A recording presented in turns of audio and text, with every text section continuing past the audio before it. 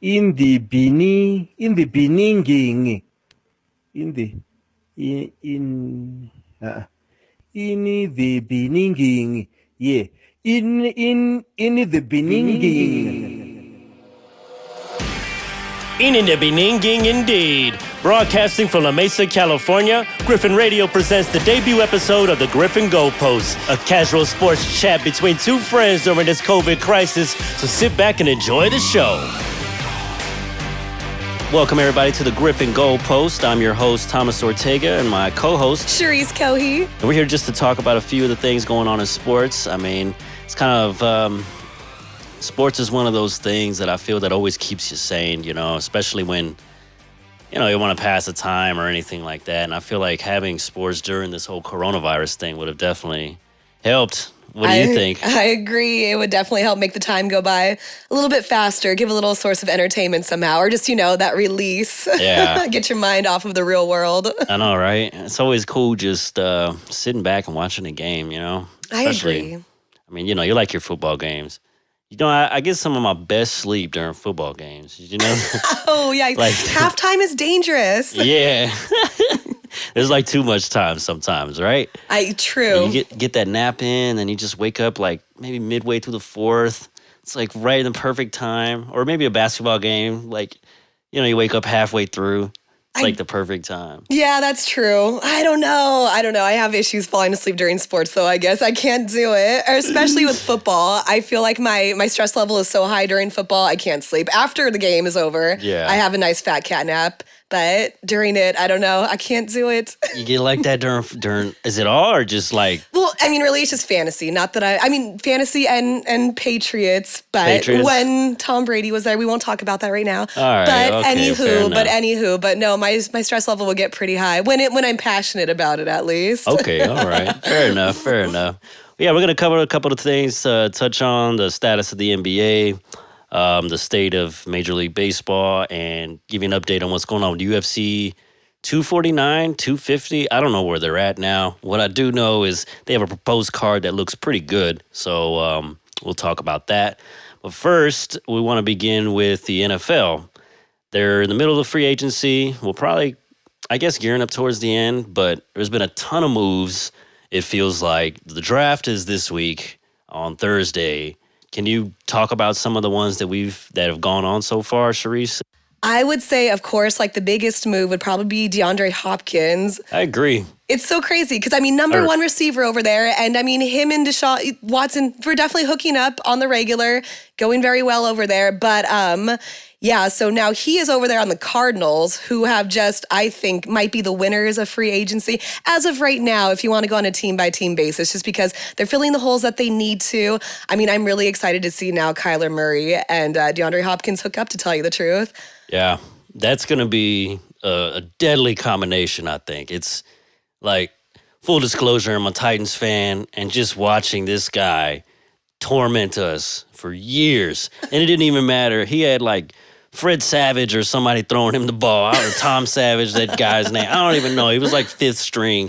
And he would just throw it in Hopkins. He just dominates. It doesn't matter who's guard. He just dominates. Unstoppable. Gets over the defender, gets the ball and he makes it look easy too. So that's something with him. He does it with like such finesse. So that's, Arizona's definitely filling their holes that they need to. And I mean, Larry Fitzgerald might be a little old, but he's still on the team at least. That's another good receiver that they have that I feel like, you know, in the end of his career, maybe wants to go solidly. Yeah. So maybe he'll have a good exit season. Larry might still have some juice left. Last season, he had a couple of good sparks, honestly. He can still go for it, to tell you the truth. And I mean, they have another receiver, honestly, last season who had like some sparks of good hope. His name is Christian Kirk. And so he's pretty decent. Kind of a smaller receiver. I mean, not like a ginormous guy or anything like that, but definitely will be good scheming with DeAndre Hopkins, to tell you the truth. Is he like a slot guy? He's definitely a slot guy. Okay. So, you know, from a Patriots fan's perspective, he almost reminds me of like a Wes Welker type dealio, kind of little guy, get on the inside, make some moves and everything. So, and I mean, I feel like just the value that they got for DeAndre Hopkins. I mean, oh my goodness. And they barely gave up anything for. I feel like they didn't even get a first. They gave up a running back. they got a running back that Arizona didn't even. Was he their starter? No, he was not technically. They didn't even use it. He's Last injured. season, there was one game where he acquired 1 yard, I remember. Yeah, David Johnson. He was injured too, right? Yeah, he was definitely banged up. And I mean, he's kind of older for a running back too. So yeah, definitely not the greatest deal in the world, honestly, especially for a number one receiver like that. Not even like a number one receiver, like the number one receiver right now. I mean, True. Yeah. Yeah, I know, I'd put him up there. I'd put him up there. Just to not get up, like, I just think about what if you were to tell me DeAndre Hopkins was on the block, I'd list off all kind. I'm like, yeah, I would no question give up a first, like, you know. Absolutely, I absolutely. would. I mean, maybe that's just me. Some people probably wouldn't. I guess it was because of money. DeAndre wanted more money. That's why Bill O'Brien said he shipped him out. Yeah, I feel like that's almost like the, brush it under the rug, always going to use that excuse deal. I almost kind of heard that on the sidelines they didn't really always get along. But, Yeah. I mean, you never know. Hindsight's 20/20. Whenever something like that happens, of course, the garbage comes out a little bit. Yeah. But, I mean, nonetheless, though, Arizona definitely banked in on that trade. So, I mean, yeah, I think they're going to be dangerous, honestly. I mean, depending on Kyler Murray and what he'll do. But, I mean, he definitely threw for some yards last season. So if he can just clean it up a little bit, clean up those rookie mistakes, he'll be straight. The thing is, though, is that was a trade. So as far as a free agency acquisition, what do you think is what's your biggest piece to move? Well, without me sounding too much like a fangirl, obviously. Fangirl for who? What do you mean? What do you mean? Well, I would, for free agency wise, as far as acquisitions go, I would say Tampa Bay made a fairly good one. Who'd they get? So with Tom Brady being signed by Tampa Bay, I should say, is what he's trying to copyright these days. And I mean, not only because I'm obviously a ginormous Tom Brady fan, but I mean, Tampa Bay needed that, honestly. Jameis Winston can definitely get it down the field, but his accuracy was always in judgment. I remember Bruce Arians saying one game when you play with Jameis Winston, it's like you just go for the Jameis Winston ride, honestly. And that's what it's going to be. Like, he can toss it up there, get easy touchdowns, make it look That's just a vote like of confidence clear. there.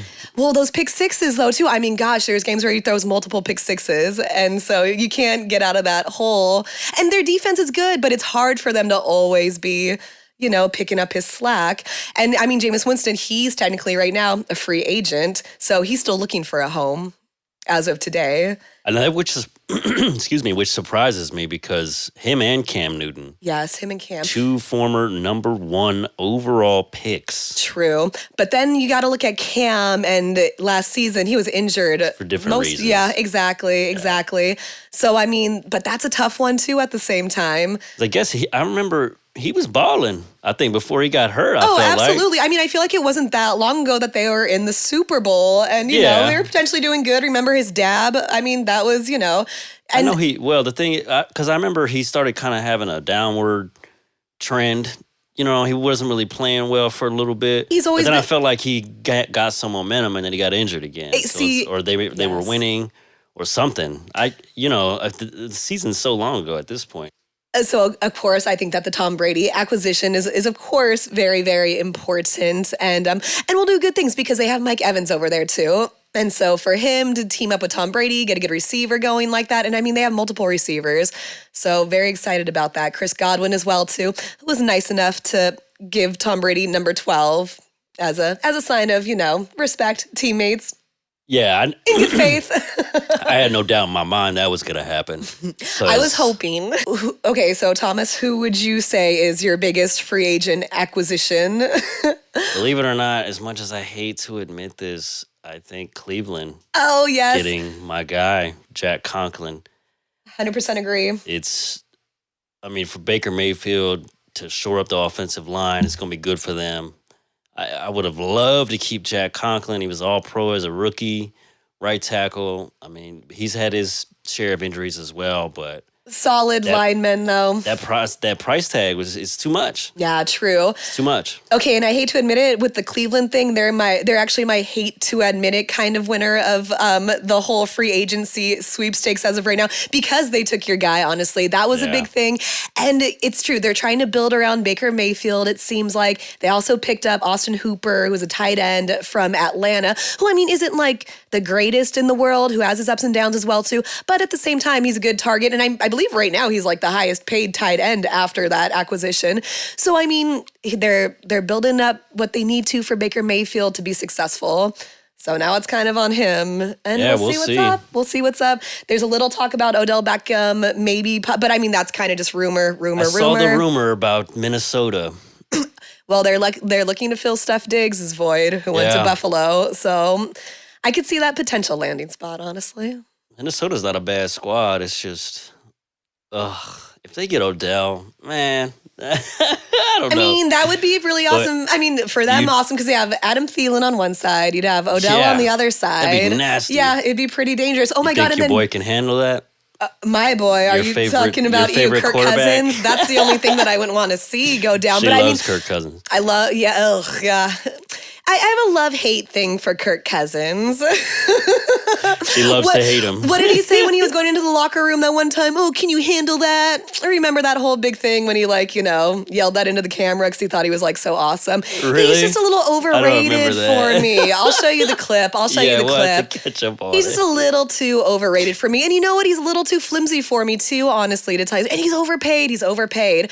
But, I mean, with Minnesota... I do hate to root for them because of Kirk Cousins, but I love Dalvin Cook as well, too. And so when he's healthy, I just think he's such a money running back. So I do love watching him play. Dalvin Cook was on a roll this year, I remember. And I believe it was a Monday night game I was watching, or maybe a Sunday night game. But, oh, man, he was just like a truck. Dude, money. He was like a truck. I was like, okay, outside of, I'm going to go for my boy, D-Hen, Mr. Derrick Henry, last king, you feel me? I'll take him all day, but I remember watching Dalvin Cook run, and I was like, wow, he's pretty hard to bring down, too. He was pretty solid. He was running hard.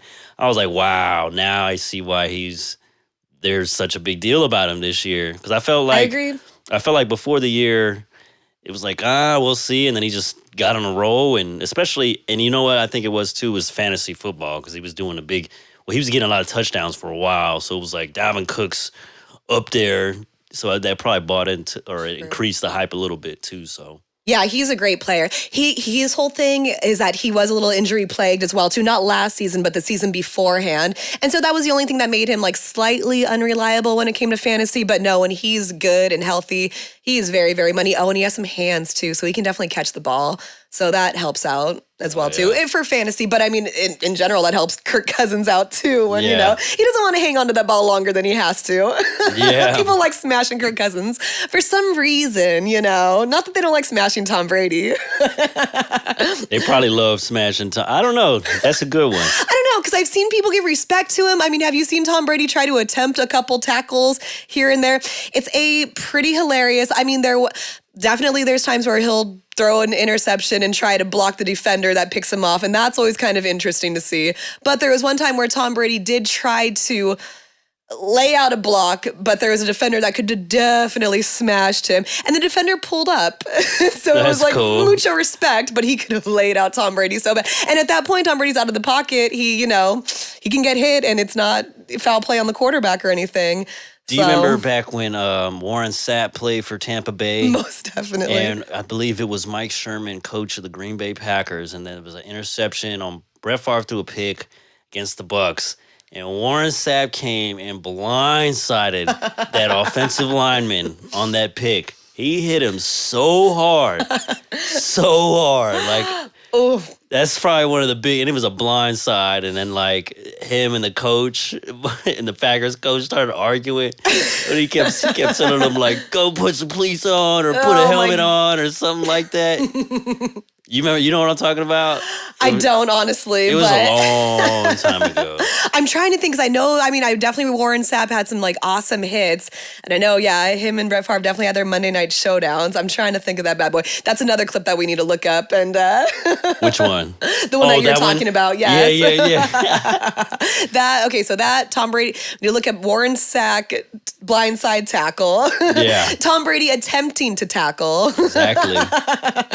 So speaking, I was talking about Derrick Henry, and one of the things that he did get, which again, I'm full disclosure, I'm a Titans fan, stuff like that.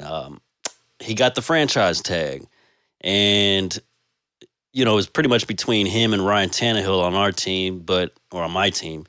But as far as across the league goes, Dak Prescott got one, Chris Jones got one.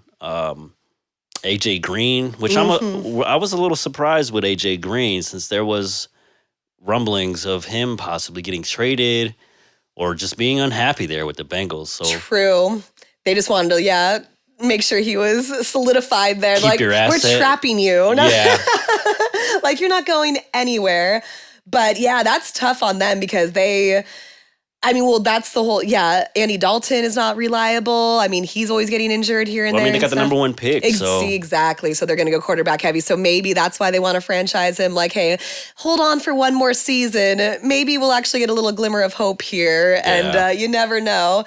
But Anthony Harris got franchise tag with Minnesota. He's a safety. Justin Simmons, safety out of Denver. Brandon Scherf, the guard out of Washington. Yannick Ngakoue, the edge out of Jacksonville, which I know he's wanted out of there for quite a while. Bud Dupree, he's really good. I remember I've seen him pop on a few games, definitely. Joe Thuney. Is it Thuney or Thuney? I think it's Thuney, honestly. Okay, so Joe Thuney, the guard out of New England, received the franchise tag. I mentioned Derrick Henry. Hunter Henry. Yes, as well. Hunter Henry, tight end, yeah. So that will be interesting, too, because as of right now, we'll see what the Chargers are going to do with their quarterback. And that's another big free agency one. Phillip Rivers going to Indy after, more than 15 years as a Charger from San Diego to LA. So that will be interesting. And they made another huge acquisition as well with acquiring DeForest Buckner from the 49ers. He was pretty much unstoppable. Now, the 49ers decided to keep Eric Armstead, their edge, for 5 years, $85 million, which is pretty much the going rate. The other guy that's on the block is Jadeveon Clowney. And, he, quote-unquote, lowered his asking price from $20 million a year to $17 to $18 a year, which I hope... A little nothing, Yeah, some slight, take a slight haircut. A slight adjustment for, The problem is it's kind of late in free agency, don't you think, for him to ask that amount? What's going to happen first? Are the teams going to cave and just pay him the money, or are they going to drive his price down to the point where... Yeah. I almost think that he might be one that will kind of be on the chopping block, maybe until after the full draft is over. Teams will maybe see who they get, and then maybe we'll see if we have some not funds for him, but kind of just do we need this guy? Because I could see him getting maybe a 1-2 year deal going on. I don't think anything more than that, honestly, but I could see a team that needs. What team do you think would be potential landing spots for him as of right now? The Tennessee Titans. Ew, you guys already paid your boy too much, Ryan Tannehill. Okay, well, how do you feel about that? the thing is I would gladly take Jadeveon Clowney. The thing is, we traded away Jarrell Casey, so that not only was that for a cap move, we got a 7th-round pick, no big deal. I don't think it's nothing to go clap about, but you get something. You know what I mean? So, with us trading away, freeing up that money, we already paid Tannehill. It's not like Derrick Henry is going to get that much money to where it's going to take away. And, then we let Conklin walk. So, it's one of those things where we got to spend on something. And I just feel like if we're going to do it, Clowney... He was his most productive under Mike Vrabel when he was the defensive coordinator in Houston. So maybe he has some type of secret sauce, or Good connection. Perhaps Jadeveon Clowney was just healthy that year, True, because health plays productive. a big factor as well. And that's the thing, because I saw him play with Seattle this year, and now to be honest with you, I believe that Seattle will re-sign him. I feel because they gave up so much to get him that they would be foolish not to keep him. You know? True. But he was injured so much for them. See, that's the thing. Yeah, those injuries are just like what plague him. He almost landed on the Browns too, which would put them right up with Arizona when it comes to the free agency race, but didn't go through. But that would have been interesting as well. But yeah, I agree. I kind of want to see him to go back to Seattle. I saw rumors from Cleveland too still. Yep. Cleveland's been swarming a little bit for sure. There's a couple teams. I think especially, as his price keeps getting lower, the more teams that are going to be involved. Absolutely. I mean, he's still, injuries aside, he can still give you pretty decent amount of hard hits, per game. So I wouldn't mind having him for a season or two. The Browns, I mean, they're in the mix because they got rid of they got rid of Christian Kirksey, the linebacker. He was one of the features from Hard Knocks. I don't know if you watched Hard Knocks that year with the Cleveland Browns. He was one of their featured players and stuff, so he seemed like a pretty cool guy, but I was surprised he's not. He's a team leader and stuff. Yeah, absolutely. No, I definitely remember him playing for Cleveland and stuff. Yeah, I was surprised that they kind of let him go as well, too. Yeah. But they got to make their moves. You got to move on, right? Very true, very that's what I'm saying. I'm saying they got the money, possibly. So, I mean, that's another option. I would say that, too. Well. I feel like the top 3 teams for Clowney to land on would be re-signing with Seattle, possibly your boys over there in Tennessee, or Cleveland, which, I mean, I used to call NFL purgatory, but who knows? Maybe Cleveland is the type of team where it's like, I don't hate them. I wouldn't mind seeing them do pretty decent. It's hard for me to like Baker Mayfield a little bit, but I mean, I wouldn't mind seeing them do well, honestly. And Nick Chubb's a good running back, too. I really like Nick Chubb. Are you saying that because you play fantasy football? Yeah, for the most part, honestly. Because they're always kind of a sleeper team, too, because nobody really wants to draft a Browns player because they're the Browns. So if you get a pretty good one, and then Kareem Hunt's in the mix, too, but I won't go too much into fantasy, though, because that's tough because, then you have, running back by committee, and so it gets tough. But I would not choose Baker Mayfield for fantasy football, honestly. Really? No, I mean... Fair enough. Yeah, I mean, not yet, at least. Let's see what he can do. But, I mean, he did...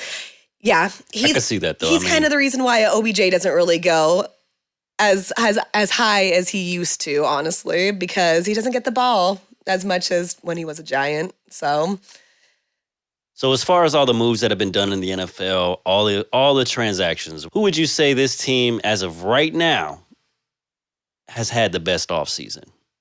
Okay, so I would say, like we kind of touched on earlier, Arizona definitely made their moves, honestly. They already had pretty good components going on, a young quarterback that's mobile with Kyler Murray. So, I mean, I feel like them getting DeAndre Hopkins, I mean, that's just amazingly insane. And what they gave up for it, too, just is completely crazy with that trade. So, I mean, I feel like they're very, very complete with who they got for it. Okay, this is kind of a random one too, but my almost kind of sleeper winner, I would say, for free agency would kind of be the Las Vegas Raiders now. No longer in Oakland, but the Las Vegas Raiders. Almost kind of because, I mean, now they have your former boy, Marcus Mariota, going on. And so I feel like his role over in his role over in Las Vegas, it's kind of weird, but it's almost mirroring what his role was in Tennessee, or at least what Ryan Tannehill type deal. You know what I mean? He was what Ryan Tannehill is now. What Ryan Tannehill was to him last season, now Marcus Mariota is that, but for Derek Carr. Yeah. So it's the type of thing where it's John Gruden, I feel has it laid out where it's kind of okay, Derek Carr, you're our starter for right now. We're going to give you a couple games, but if you're not, I mean, he's very inconsistent, but it's hard because I've seen Derek Carr play strong and hard. I mean, I've seen him play with a broken pinky, which sounds like nothing, but I mean, come on, that would be really, really painful, especially on his throwing hand too. Okay, fair enough. So, I feel like he has his ducks in place with, okay, we'll give you some opportunity here, Carr, but the minute you do kind of start to maybe waver, let's throw Marcus Mariota in because maybe all that he needs is a different change of scenario here, a little different team action because, Oakland does have some receivers. Okay, their questionable move that I would say is getting tight at Jason Witten, but I don't know. Look, as a Titans fan, I said good riddance to Marcus Mariota. I mean, he was cool. I like the kid. He's a good kid. He's a great guy. But just for our team, he just didn't. I don't know. He just couldn't. It's unfortunate. I feel bad because it's, when you have a different system that you got to learn every year that you're in the league. You're set up to fail, I believe. But absolutely. Ryan Tannehill came in and he executed. Mm-hmm. So it was just like, do you think your boy Tannehill will continue to execute? We'll see. I mean, they paid him for a lot, so. Yeah, I think that what was his 4 years for, 118. Wow, 4-year deal for 118 milli. Which is actually below market value in a sense, like below the average. So like Dak Prescott's going to want, so let's say for instance, Dak Prescott, he's up there, he wants whatever, Russell Wilson's the highest at like 33. Okay. I think he's sitting at like 28. And that's the thing is, it's only going to get higher. You see what I'm saying? Yes, that's true. These salaries only going to get higher. So if you lock them in at a lower number, plus we don't have a state tax in Tennessee, so it helps in that aspect. You can save a few more dollars than perhaps you would somewhere else. But makes it more, compared to Cali for sure. Not my sleeper team. The team I think that has done a great job during free agency, number one, to me, has been the Miami Dolphins. Oh, okay. I like that. Not only with the acquisition of Kyle Van Noy and Byron Jones, but they also have the number 5 pick of the draft this year, which they don't have a quarterback. So the rumblings are Tua Tagovailoa may be the second quarterback off the board after Joe Burrow goes number 1. So if Washington decides to take Chase Young, the defensive end out of Ohio State, number 2, that opens up the possibility for him to fall to the Dolphins at number 4, or to fall to the Dolphins at number 5. So, I mean, like I said, we'll see how that goes. Yeah.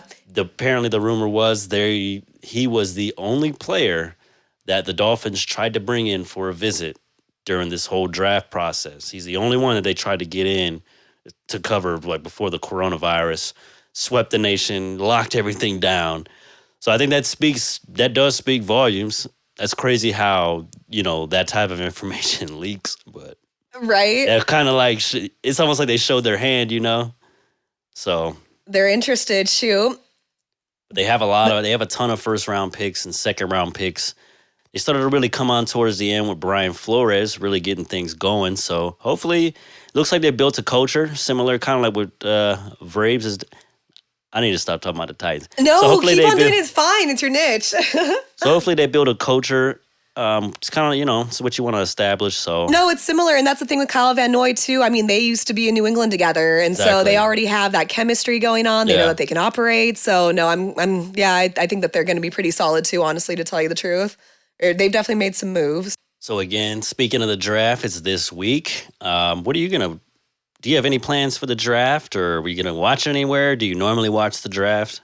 What's your process for draft week in the NFL? I guess I'm like a fair weather draft fan. I always watch the first round, honestly, just because it's always cool to see, the top players, where they go. But as far as the other days go, I typically don't watch it. I'll kind of see the recap on ESPN and get it going.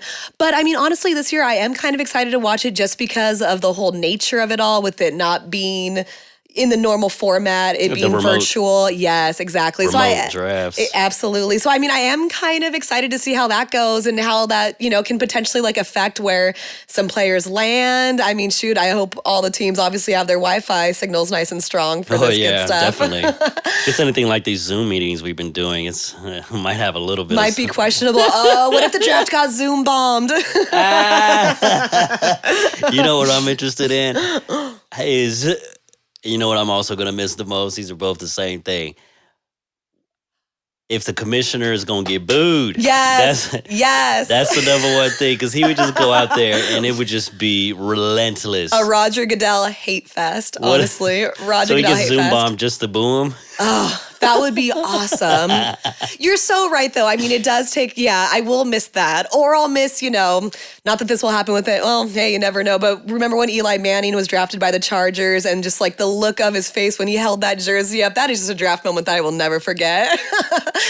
True. Fun things like that. But he looks so thrilled. Oh, just so thrilled. Well, I mean, they always have their moments where they just look so thrilled, those Manning brothers. They have some good... What was what's the thing about him? He's a all shucks type of guy. I'm like, yo, he does have a face where it's like all shucks. All shucks all the time. Oh, it's so true. That's exactly what his face looks like. It's all so shucks. true. Like, oh, darn. Oh, shucks. But I mean, I am excited for this one, honestly. Always excited for the first round at least, and especially in this format. So, and I mean, it will be nice just to see a little something of sports, even though it's not people playing, but it will be nice to get hyped up for football in that respect. Yeah. I'm interested to see where, I plan on watching it, of course. I want to see, I got to wait. The Titans, we got to wait a while this year, maybe wait a little longer than the Patriots had to, feel me? No, I'm just kidding. But no, I do enjoy the first round. For some reason, I've just always liked Tua Tagovailoa. I watched the game, that championship game where he came in and just played phenomenally, and so I'm excited to see what he can do if he's healthy. I wish him good health, just like all these guys. You don't want to see careers derailed by injuries. So, absolutely. I hope these guys stay healthy and hopefully they can get some normalcy soon. But I am a little interested to see where he's going to go. I think if he were to end up in Miami, that would be interesting. Definitely. Now they're rebuilding, but, I don't know what it is. Just Tua in Miami is, I don't know. It just has like it has that flair to it. Yeah, that would be pretty awesome. It's just, it's like their first guy since Marino, almost, it feels like. The only thing stepping in the way of that, though, I feel like would be the Redskins. Might swoop them up with their number 2 pick, honestly, just because their quarterback situation. I don't know what they have. Dwayne Haskins going on. Okay. Yeah, and so he's the wild card. That's the only thing that's a little sketchy. Ron Rivera basically came out and mentioned Chase Young. You don't not take a defensive player or a transcendent player or whatever he said. Basically implying, look, this fool's a beast. We're gonna take him. Mm-hmm. Hey, he's a difference maker. True. And that's a difficult situation, though. I mean, if you're a new coach and you went to a team, would you draft your own guy? Do you trust the owner? Because if the owner likes the quarterback, right? I mean, Vrabel was in the same position with Marcus Mariota in Tennessee. Like, he didn't draft that guy. The GM we have didn't draft him either. And so, but the owner wanted to give him a chance. So it kind of got to that point where it's like, okay, we're going to have to make a choice. But do you put your trust in ownership, almost like a wink, wink, hey, give my guy a shot and I won't fire you?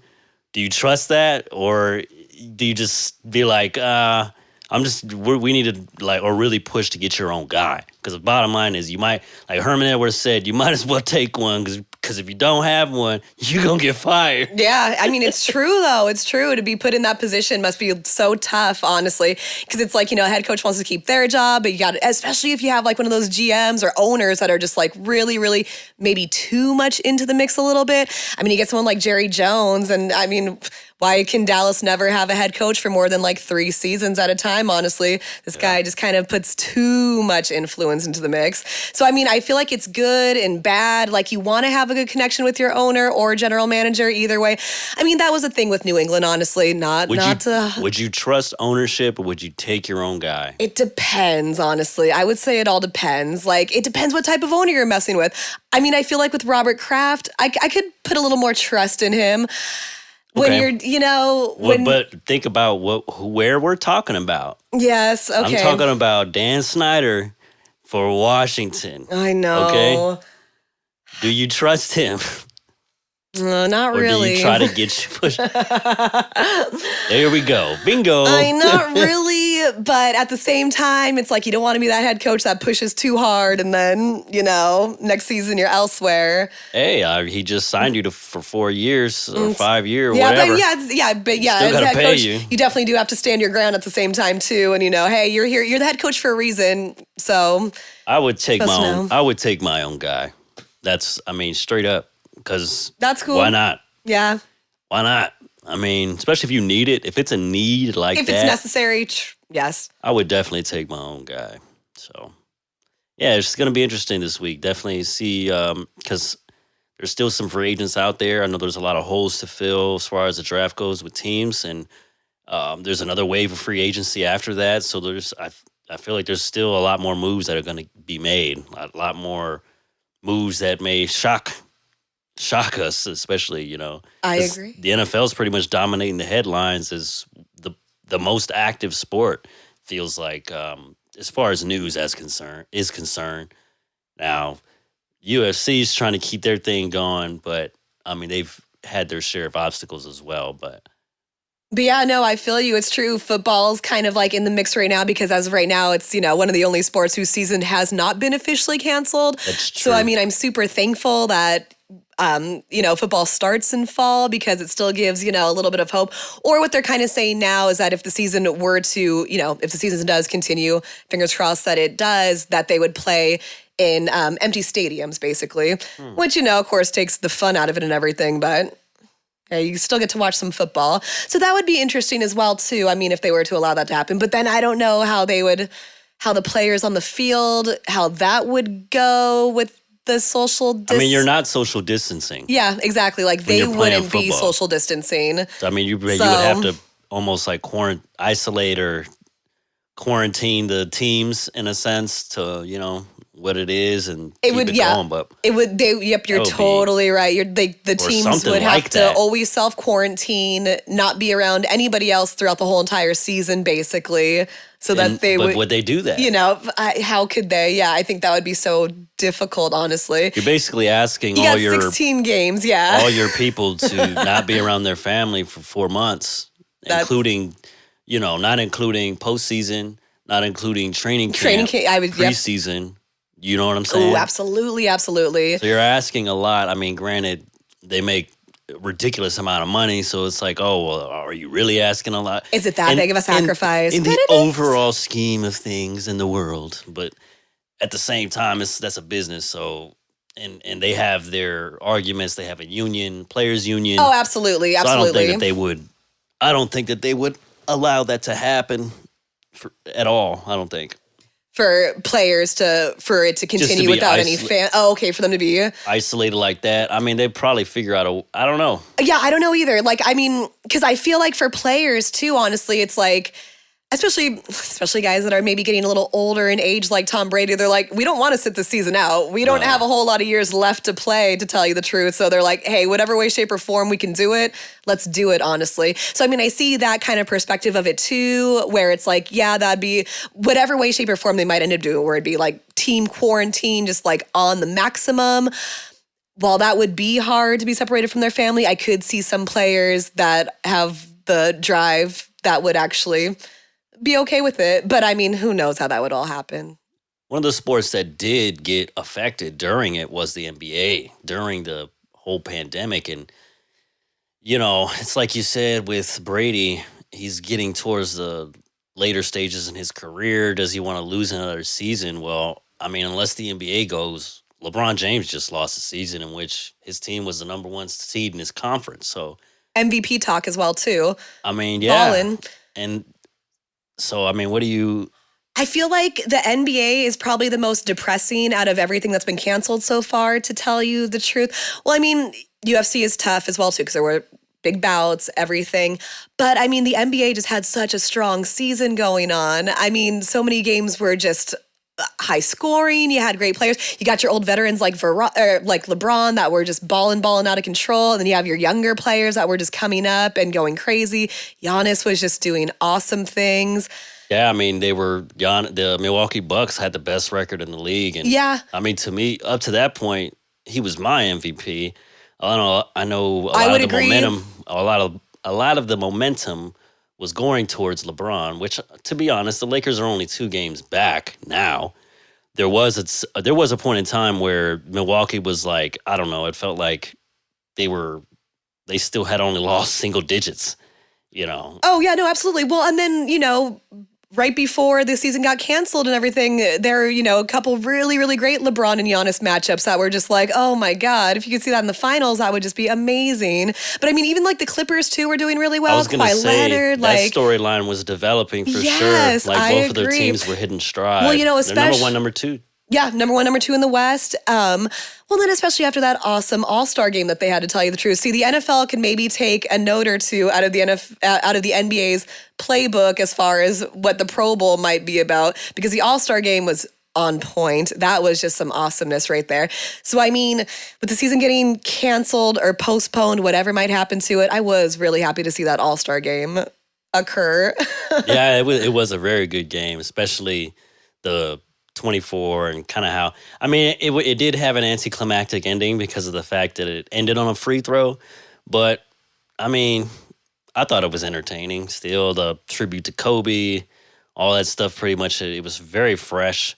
And it was like right in that gap between the start of the year and the coronavirus shutdown. So it was definitely interesting. And I felt like a lot of teams were on a roll. Houston was playing great. I think Absolutely. Yeah. They switched to that small ball lineup pretty much where, everybody's 6'7", 6'9", and below, which is insane. But they were on a roll, and I was interested to see how they would match up with someone in the playoffs, because playoff basketball is different.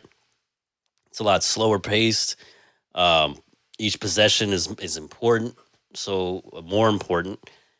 So for them to have that run, just run and gun and nobody, Oh, yeah, no, especially I love and I hate Russell Westbrook at the same time, because I love to watch him play, because he's just, he can be unstoppable, but at the same time, you can see him get, maybe, I don't want to call it sloppy, but he plays with reckless abandon. Thank you. That's such a good way to put that. Yes, I agree. One of the reasons I love watching him play, but a reason why it makes it kind of hard at the same time too. Like, stop. But I mean, it's his drive. Do you know what though? And I think this is true for a lot of people. If there was any player that I would pay to see in person, no question, it would be Russell Westbrook. Likewise. I love watching him play. I've seen LeBron. I saw the Heatles when they had their heyday.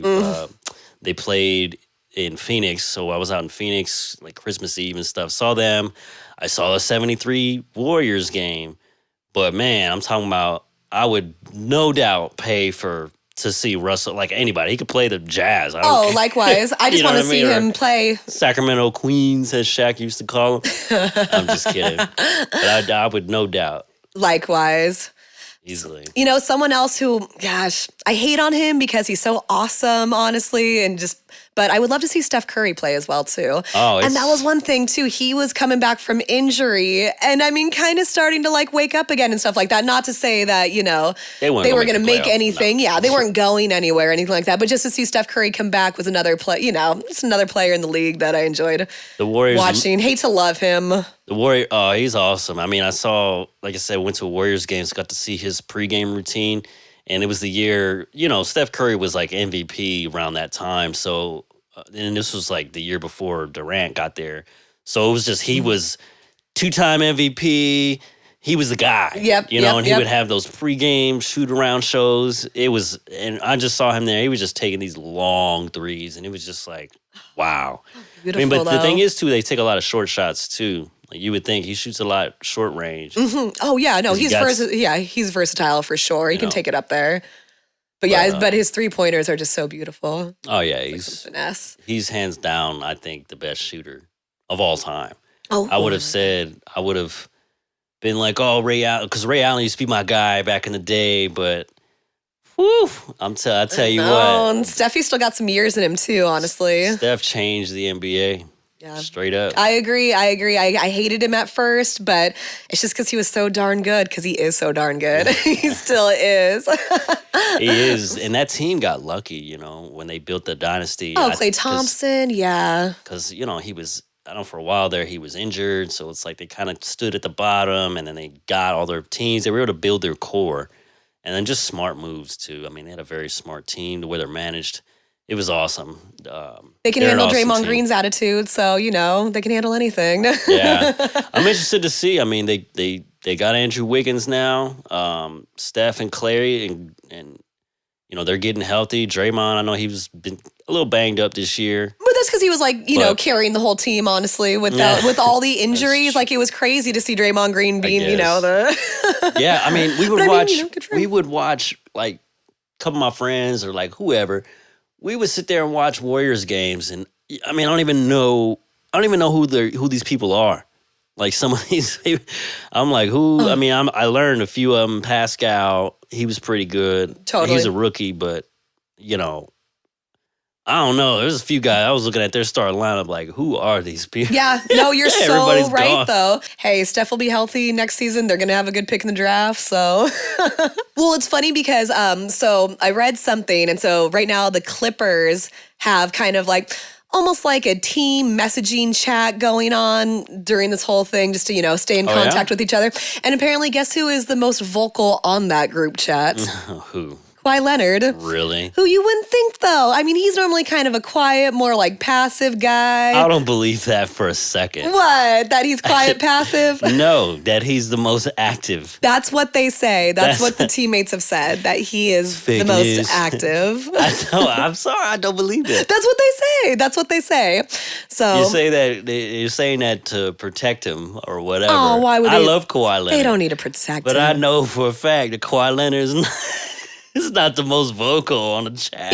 Maybe he just does better through text instead of actual face-on-face interaction. That's a fair point. Might just be kind of, he expresses himself better through words, maybe. Give Kawhi a break. Thumbs. His dexterities. It was claw hands. I know. Those thumbs must be huge. How can he even, it must hit, several letters when you're just trying to hit the one. He'd be fat fingering. Well, he probably has, an iPhone. Who knows? So that thing's screen is probably bigger than my laptop. I think it'd be hilarious to see Kawhi Leonard do sign language. I mean, any of those NBA players, shoot, their hands are just foom. The claw. Yeah, one of the solutions I've heard online, rumors, is possibly to save the NBA, Disney World could be the place. There's a ton of resorts out there, hotels. They have courts and facilities. So, I mean, Disney owns everything.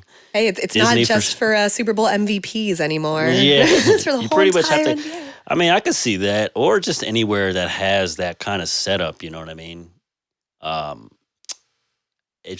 Disney will probably be the easiest because it's there. I can't really think of anywhere else. That has that would be contained like that in one. Hawaii, somewhere in Hawaii, and something, Yeah, but even there, I wonder if it's all in one, location, or if they would have to travel, to get to the hotel. That would have, I think it's kind of like facilities. That's what they mean. Exactly, as for Disney World. Yeah. So it's all just in one. Yeah, they would just make it almost like the Olympic Village. There you for the go. Olympics. You know what I'm talking about? Absolutely. You just kind of have your areas, and then you go to the arena, go whatever. I wouldn't Go mind. to the arena, go to do your events. Yeah, you're right. And they would all stay in their respective hotels that are on the vicinity. You could. I don't know. Because they wouldn't be able to let them leave and then come back, because then they would have possible contamination with other people. So, they would have to, keep them contained there, I would think, or then they would have to be, here's another corona test each time you walk out the door. You have to get screened. Yeah. Now the thing is, you can still test for the antibodies. I've seen some stuff about the antibody tests. Now the problem is with that is, I believe people have gotten infected twice. Oh, yeah, that's what I've heard too. So, you know what I'm saying? If you could, You can still, if you can get infected twice, it doesn't matter if you have antibodies, is the point I'm trying to make, if that makes sense. So because you can still spread it then. Yeah. You know, you can still contract it. You can still give it to other people. Exactly. So that's the thing. That's why it's like they would have to keep them. Like if it were to happen at Disney World, then, I mean, it's just the same thing like the situation that we were talking about with the NFL. And like, yeah, they would play for no fans in the stands, but then they would, you know, also have to be contained all the time, just their unit.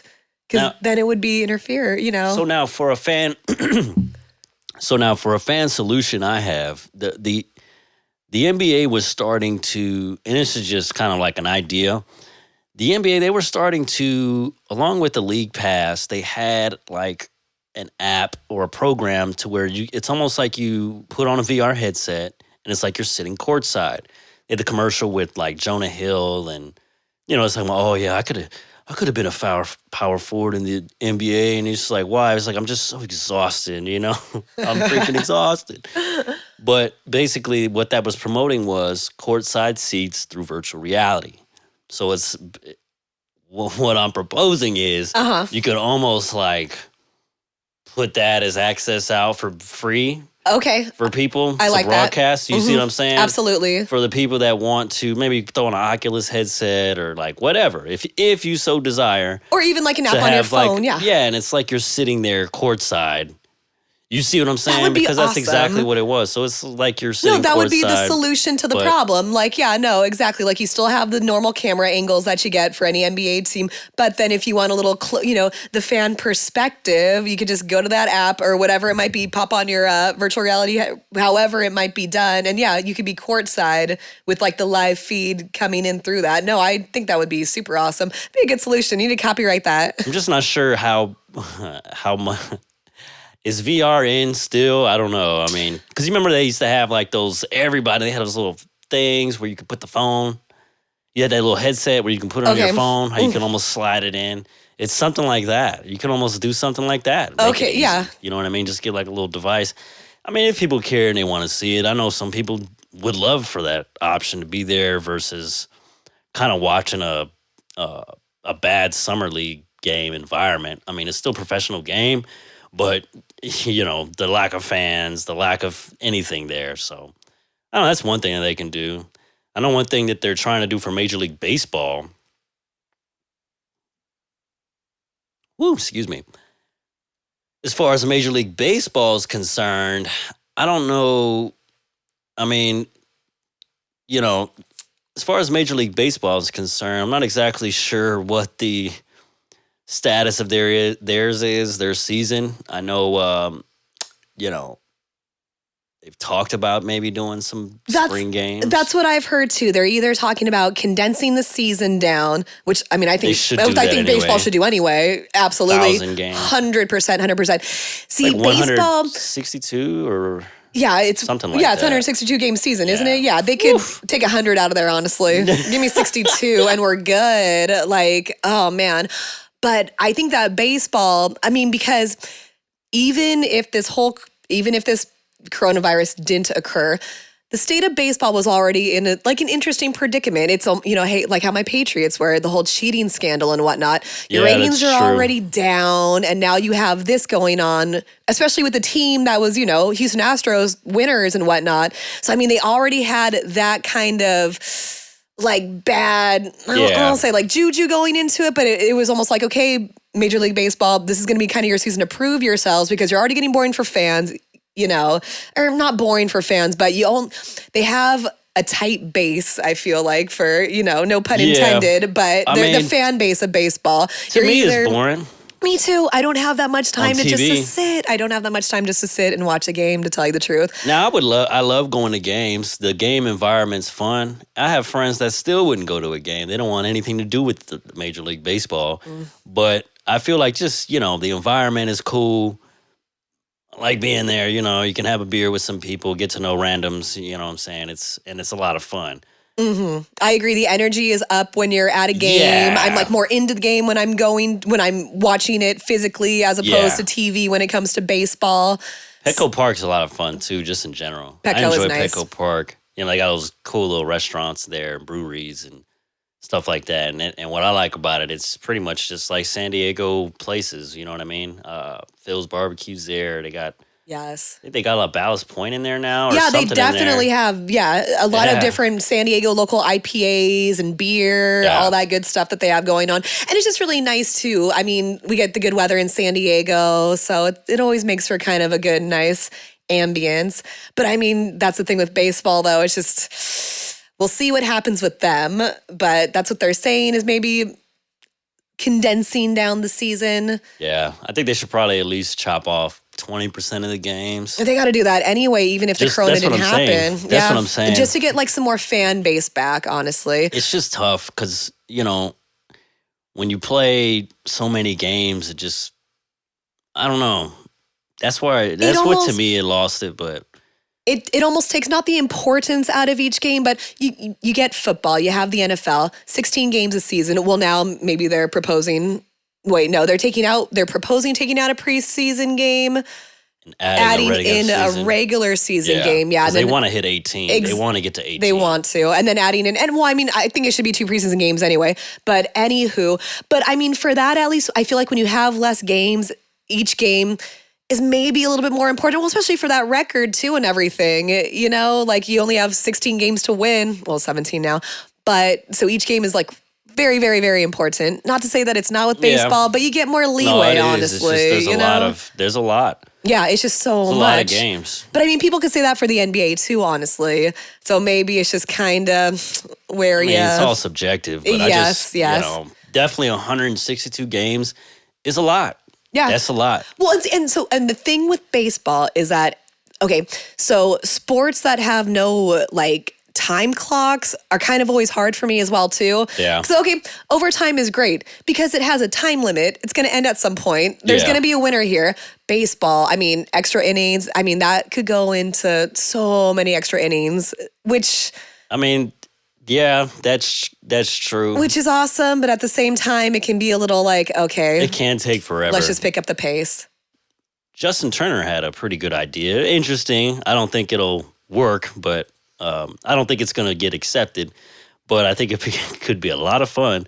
And the crowd that's the audience listening now is like, oh, these guys, these MLB haters. You know I what know, I mean? it's so true. We just want to see action. Sorry, it's not. Yeah, it's a pure sport. So he basically said, instead of a bunch of extra innings, like maybe making 2 extra innings or 3 extra. Okay, so what his proposition is he's trying to get a home run derby instead of a ton of extra innings. His quote is, instead of playing 17 innings, you get 1 extra inning.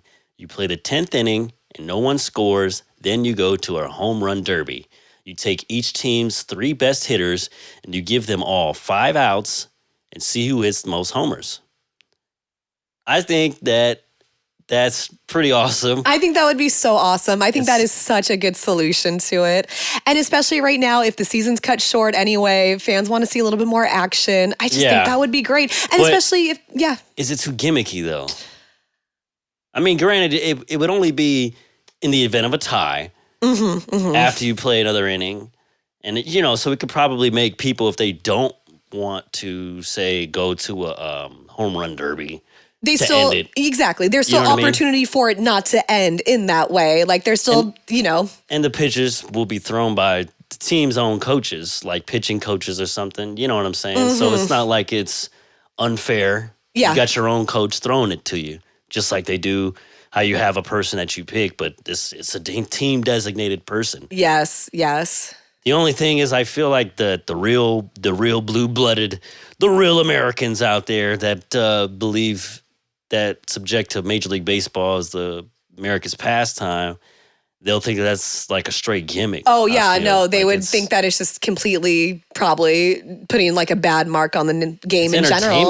It's entertainment. It's entertainment. It's definitely what people want to see. But yeah, when people like their sports pure like that. It's like, I guess you could say, hey, well, what if an NBA game went into double over? Instead of going into 5 overtimes, you went only 1 overtime And after that, you went to a 3-point shootout. Yeah, true. Which, I mean, wouldn't be that bad either, honestly, right? That's horrible. I would hate that. I'm a basketball guy. I would hate that. I'm like, what does that accomplish? I feel like, what is that? So, yeah, like maybe it sounds good, but it's bad. It's horrible. Yeah. But so much more scoring occurs in basketball. And like baseball, when no scores occur, I mean, they need to do something to pick it up a little bit. I think the home run derby idea is awesome. I just don't I don't think it would fly. I don't think that's realistic. Yes, I agree. But I think it would be super awesome, to tell you the truth. Like, I would, Get me to watch baseball. Me too. For me, being kind of like a non-baseball fan, like, I mean, okay, I'll watch it in the playoffs. But yeah, for me, I mean, I would totally watch that. If a game went into overtime and they're going to do a home run derby, I'd be like, oh, I'll tune in, actually. Yeah. So, I mean, it's like a soccer shootout.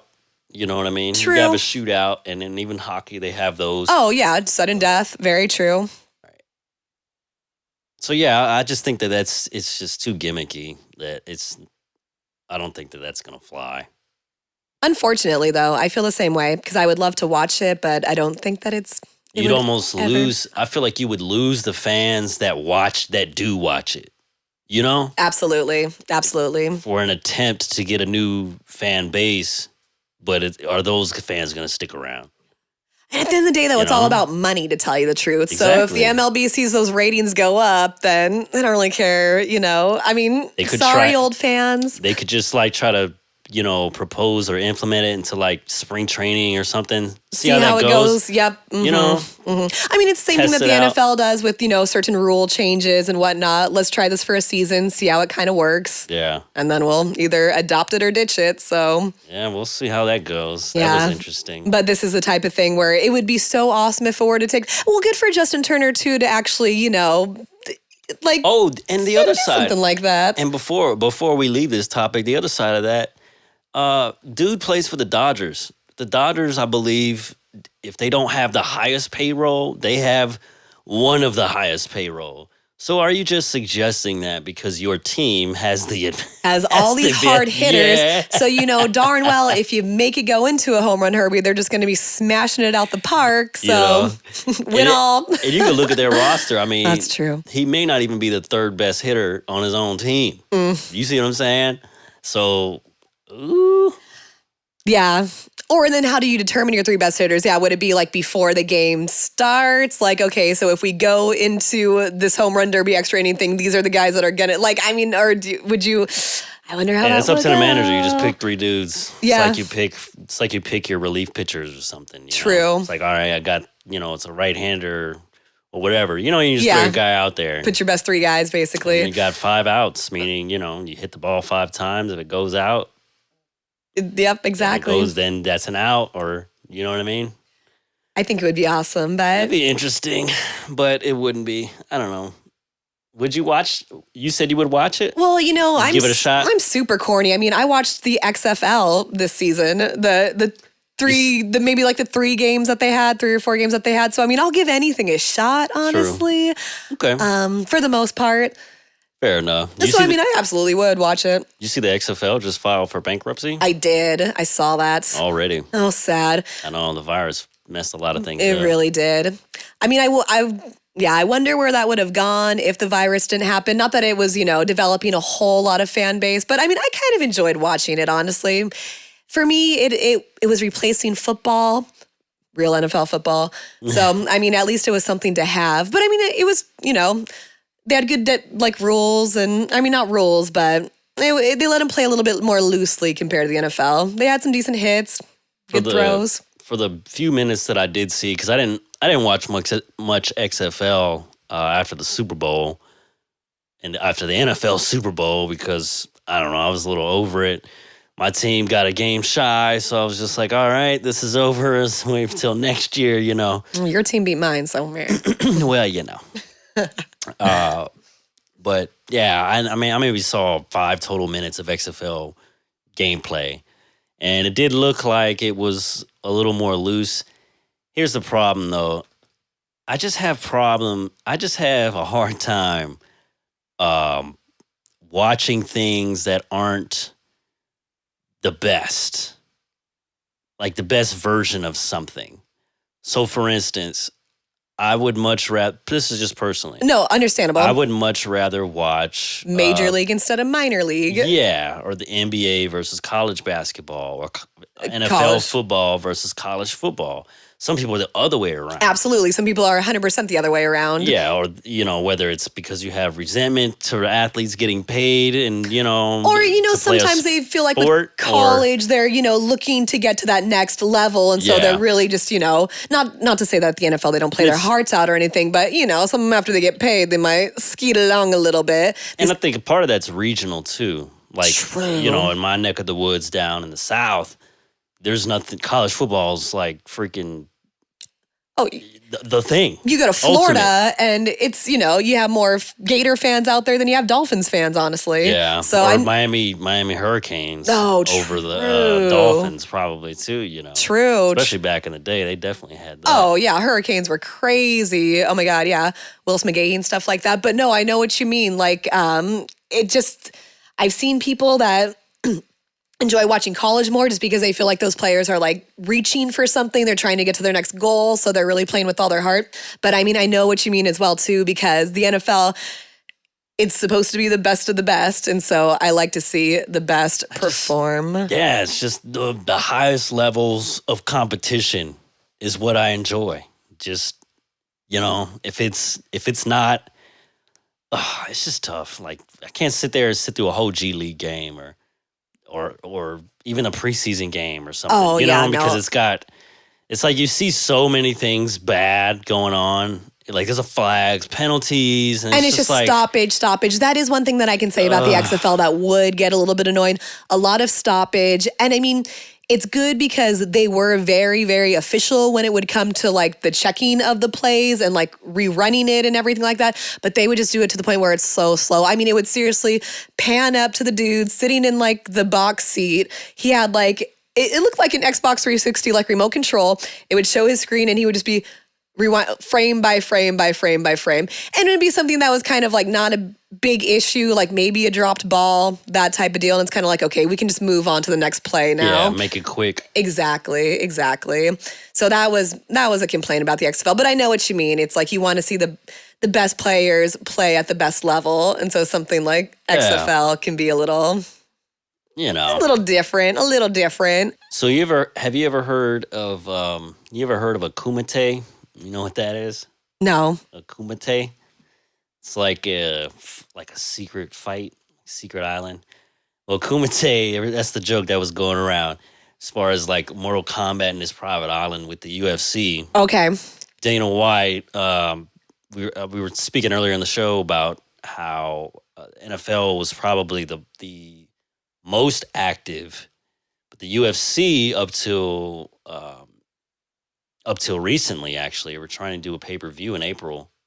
Some of the proposed bouts they have: Tony Ferguson, Justin Gaethje, Henry Cejudo, Dominic Cruz, Felicia Spencer, and Amanda Nunes, and all three of those are title fights.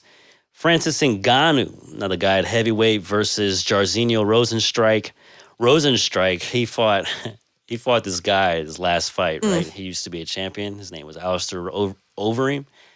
He punched this dude so hard that he split his lip open. But Alistair Overeem is so tough, he didn't even get knocked out.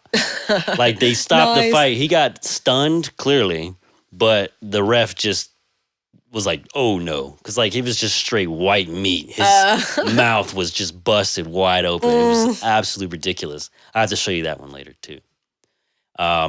Yeah, Donald Cerrone, Anthony Pettis. Cerrone was coming off that quick loss he just took to Conor McGregor. And then from NFL fame, Greg Hardy is going to fight Yorgan De Castro. Greg Hardy's fighting at heavyweight. He's had some interesting, he's had his share of controversial fights. So then we have Carla Esparza versus the karate hottie, Miss Michelle Waterson. She's really good. Watching her fight she's one of those people I would definitely pay to watch. Along with Jacare Souza and Uriah Hall, among some other fights they have. So, I'm looking forward to that. I definitely love combat sports. I don't think boxing's having anything that's going on right now. I mean, they had a Tyson Fury, Deontay Wilder back in February for all that, and Tyson Fury won that one. So we'll keep you updated week to week as far as mixed martial arts, just fighting in general. I think it's very interesting what this fight card proposes. I'm definitely interested to see if we can, or if it's going to be the Kumite on the private island, and just even where's the location of this island. That's what we're trying to figure out. It just sounds so cool. Just like you're fighting on a private island. It's just like it's a movie. It's a scene out of a movie. I know a lot of fighters want it for legacy, quote unquote. So I think it's interesting. I think it's always kind of cool. And to close out the show, we'll play a little segment of what am I gonna call this? I don't call it, man. To close out the show, we like to finish. To close out the show, I like to end with a little topic of. Ended on a little fantasy football. There we go. To get your, fantasy going for the week. Go ahead. How about you do this? I'm still not sure what play. Okay, hold on. I'm still trying to decide what player teamish that I want to choose for it. Honestly, now that you kind of. Because at first I was gonna say Todd Gurley just because he's in a different environment, but okay. I know who I'm gonna say. Okay. Okay. So we're gonna end. Okay, so we're gonna end the show. Okay, so this is that time of the show. Okay, no. I'm thinking out loud. Okay. I'm not doing it. I'm thinking out loud. Got you. I kind of wanted. I was gonna say I kind of wanted you to do this, but at the same time, I'm down too as well. Whatever, it doesn't matter. Okay. So basically, we're going to end the show on a little fantasy of fantasies. Our fantasy for fantasy football. This is our projection for next season, depending on the free agency acquisitions that have occurred recently.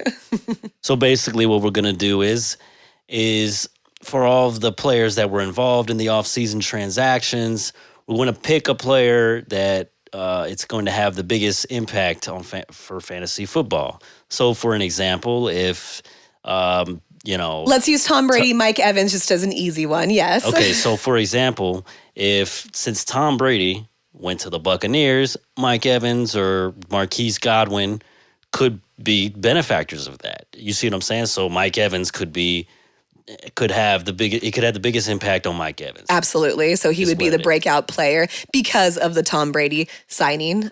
For an example. Just as an example. I mean, that's definitely going to happen, but just as an example, of course. We'll see about that. So who do you have so